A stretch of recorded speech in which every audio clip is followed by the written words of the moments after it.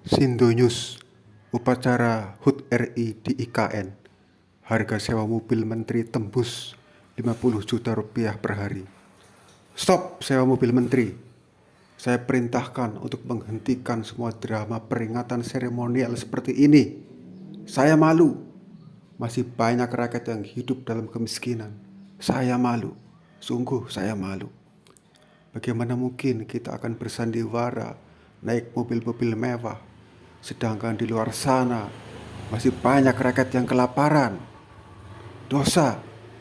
Apakah kita sudah tidak takut dosa?